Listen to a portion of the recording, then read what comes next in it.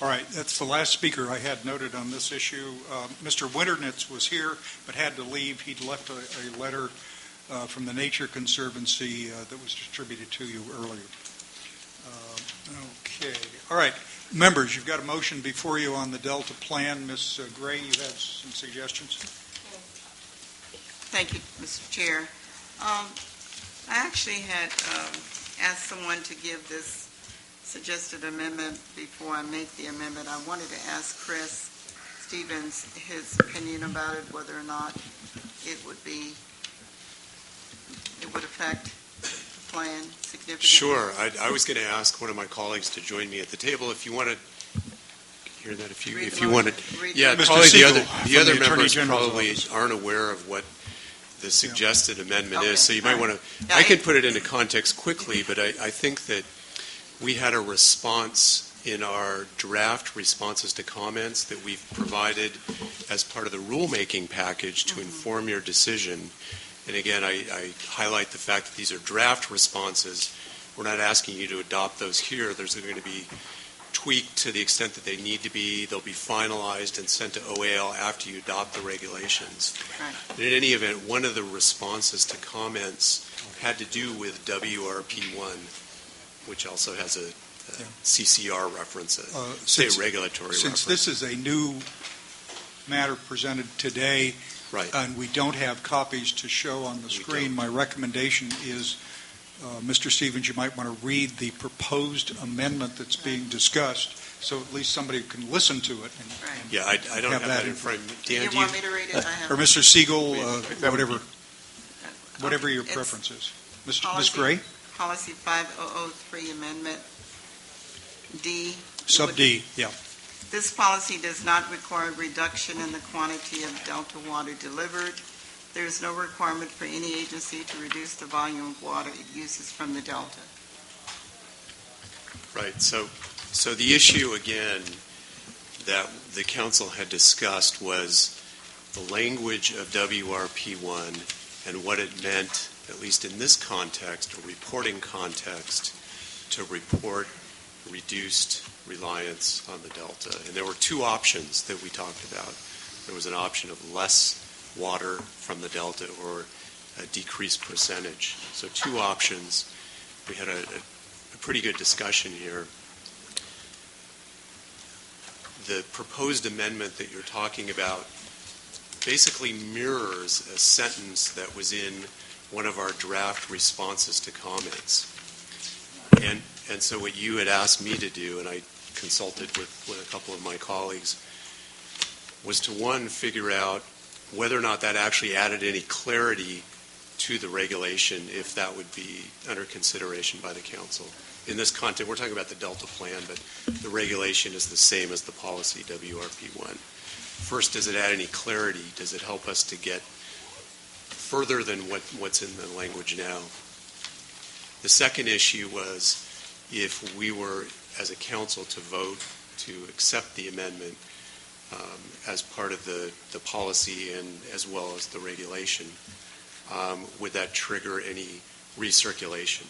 Right. So would that add to the process at this point? So I'm going to turn it over to Dan Siegel to go into an analysis that he and I think, agree on, and we came to the same conclusion right away.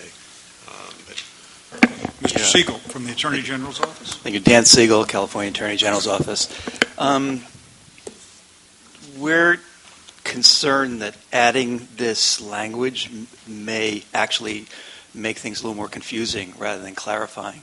I think the existing language is clear in that it refers to reduction in the amount of water used or in the percentage of water used. So the current language gives two options for reduced reliance, quantity or percentage. By adding this additional language, this policy does not require a reduction in the quantity of Delta water delivered. It suggests that somehow or another that language is being added for some purpose beyond what we already said, which is amount of water used or percentage. And I think that could therefore trigger a requirement for recirculation. It also might lead to an attack for lack of clarity, because it's not clear what that means given what was said in the prior sentence. So we would recommend not going along with this change. So there's two issues. If you add language, it's either substantial or non-substantial. The question is, why did you add the language? So if it's a substantial change from what we have in the text now, that would definitely require a 15-day recirculation. If for some reason we're intending that it's not substantial, but is somehow just a technical clarification, I think our initial take, and we've run it by some of our other colleagues, that would actually cloud the issue. That wouldn't add clarity. In fact, that would work against adding clarity. So, Mr. Mills is out in the audience and wants to talk too, but Mr. Siegel, why don't you weigh in on? Yeah, I think I can appreciate where the suggestion came from, because this language came from the draft response to comments.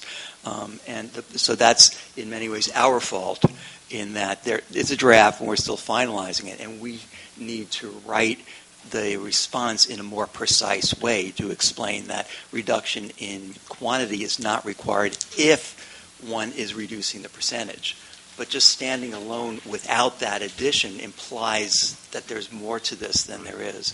And that's our fault for not having drafted the response to comments more crisply. And in the very final, the ones that get submitted to the Office of Administrative Law, that will be crystal clear. But the policy does allow an increase in the quantity of water if there is a reduced percentage of delta water used, and that's expressly in the current language before you.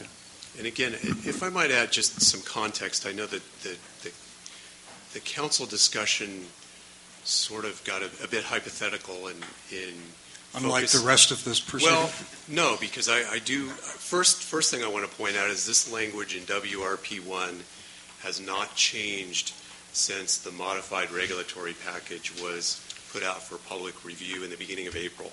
So the issue that we're talking about here is something that has nothing to do with any language changes. This is an issue that we have debated many times, including at our March meeting. So first of all, it's not a new issue.